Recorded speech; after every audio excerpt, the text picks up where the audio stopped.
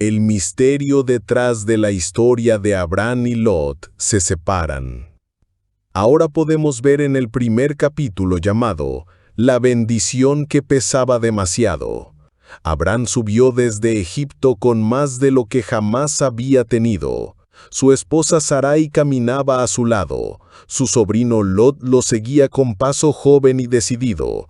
Y tras ellos una caravana interminable de posesiones, camellos cargados de cofres dorados, vasijas relucientes de plata, rebaños innumerables que cubrían la tierra como un mar viviente de lana y mugidos.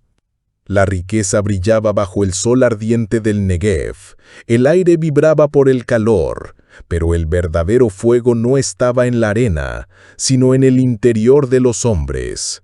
Porque a veces el peso más difícil de cargar no es el de la escasez, sino el de la abundancia. Y esa bendición, tan esperada, tan deseada, empezó a mostrar su sombra. Abraham, el hombre del altar, caminaba despacio. No tenía prisa. Iba de campamento en campamento, pero no construía casas ni ciudades, sino que levantaba altares. Cada piedra que colocaba era una declaración de fe. Cada fuego que encendía era una respuesta silenciosa a una voz que lo llamaba desde antes del tiempo. ¿Pero qué buscaba realmente? ¿Una tierra? ¿Un destino? ¿O la voz que hablaba en el silencio entre dos piedras apiladas? Lot, por su parte, no miraba al cielo, sino al horizonte. Sus ojos eran rápidos e inquisitivos. Sus pasos acelerados. Era joven, fuerte, ambicioso, y aunque cargaba con la bendición, lo que más pesaba sobre él era el deseo de tener más. Quería fundar algo propio, construir un imperio, ser algo por sí mismo. Surgiendo la siguiente pregunta, ¿y no es eso lo que muchos desean sin saber el costo? Entonces algo comenzó a quebrarse, no en las tiendas, no en los rebaños, sino en la relación. Los pastores de Abraham y Lot discutían con furia, cada vez más abierta. Una oveja de más, un pozo mal compartido, un límite invisible violado, y así la bendición se volvía motivo de conflicto. La pregunta flotaba en el aire, tan pesada como el calor del mediodía. ¿Puede una familia romperse por una oveja más o menos? ¿O puede una relación bendecida por Dios volverse frágil por cosas tan pequeñas?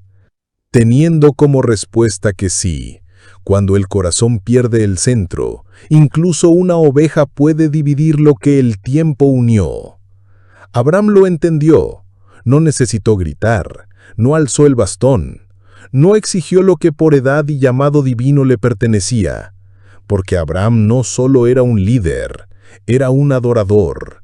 Y los verdaderos adoradores no conquistan con puños, sino con paz. En Génesis 13, versículo 8 dice, «No permitamos que este conflicto se interponga entre nosotros o entre los que cuidan nuestros animales. Después de todo, somos parientes cercanos». Así, en la cima de una colina, el viejo y el joven se miraron una última vez. Sus rostros similares en sangre eran distintos en visión.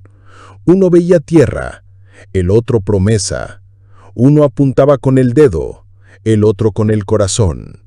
Lot, con la impaciencia de quien aún no ha sufrido, alzó su mirada y eligió con rapidez. El valle del Jordán se extendía ante él como un Edén terrenal, fértil, exuberante, engañosamente perfecto. Pero al fondo se asomaba Sodoma como una sombra vestida de oro. Era hermoso, sí, pero estaba cerca de la perdición. Abraham no eligió, cedió, no porque fuera débil, sino porque sabía que no todo lo que se toca es herencia, y no todo lo que se ve es bendición. La pregunta clave es, ¿por qué Abraham se dio el derecho a elegir si era el mayor y llamado por Dios? La respuesta reflexiva es, porque quien tiene una promesa no necesita pelear por un terreno. Abraham no dependía de un valle, dependía de una voz, y esa voz no le hablaba desde el oro, sino desde la obediencia. En Génesis 13, versículo 9 dice: «Toda la tierra está a tu disposición. Escoge la parte que prefieras y nos separaremos». La fe verdadera no se aferra, la fe suelta, y al soltar, Dios le confía lo eterno, porque a veces ceder no es perder, es prepararse para heredar. Finalmente, el último capítulo, llamado La promesa y la polvareda. Lot se fue. Se marchó con sus tiendas cargadas, con sus pastores bien vestidos, con sus rebaños engordados por la tierra de Egipto, y con su arrogancia brillando más fuerte que el oro que llevaba consigo. Y Abraham se quedó solo. O al menos, eso parecía. El silencio que vino después del ruido de las caravanas fue profundo, como el eco que queda cuando alguien amado se va. El viento soplaba entre las tiendas vacías. El polvo del camino aún flotaba en el aire. Los sirvientes de Abraham lo miraban en silencio como esperando una reacción. Pero Abraham no lloró, no gritó, no corrió tras él, porque Abraham no dependía de la compañía, sino de la presencia. Y fue entonces, cuando ya no había nadie a su lado, que la voz que no se ve habló con claridad celestial. En Génesis 13, versículo 14 y 15 dice: «Mira lo más lejos que puedas, al norte, al sur, al este y al oeste. Yo te daré toda esta tierra, tanto a ti como a tu descendencia permanente». Dios no le habló cuando estaba con Lot, le habló cuando Lot se fue, porque hay voces que solo se oyen cuando el ruido se aleja, porque hay promesas que solo se activan cuando ya no estás sosteniendo nada, ni a nadie, sino solo a Dios. Lot caminó hacia lo que parecía una bendición.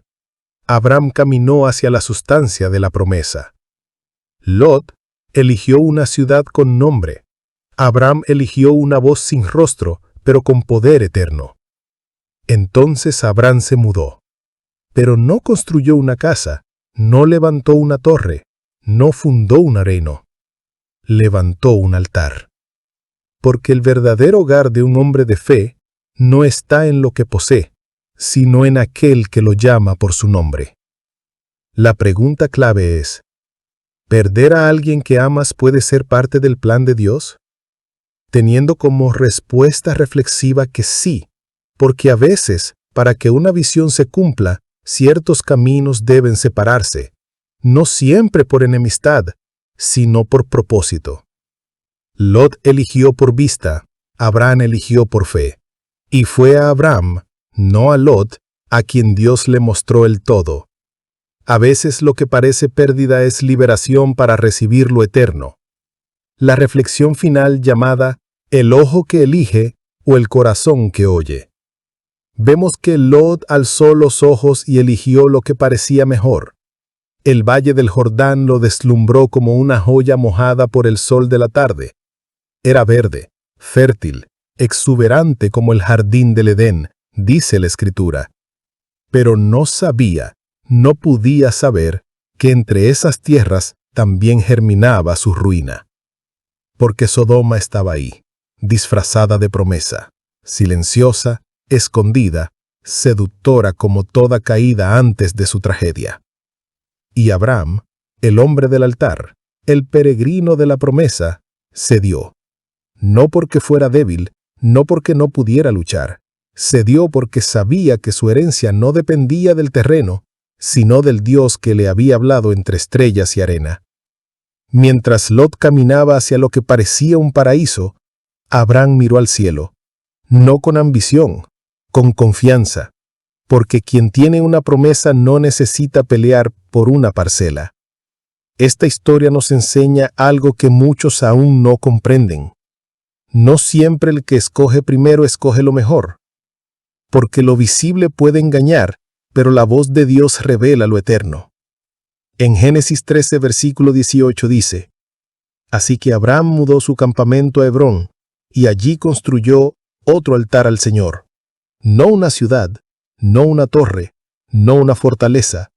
Abraham levantó otro altar, porque su seguridad no estaba en muros, ni en riquezas, ni en ejércitos. Estaba en aquel que lo llamó por nombre y le prometió descendencia cuando aún no tenía hijos. Hebrón fue más que una mudanza, fue una declaración silenciosa. Mi tesoro está donde está mi Dios. Y así termina esta escena. Lot con la tierra, Abraham con el cielo.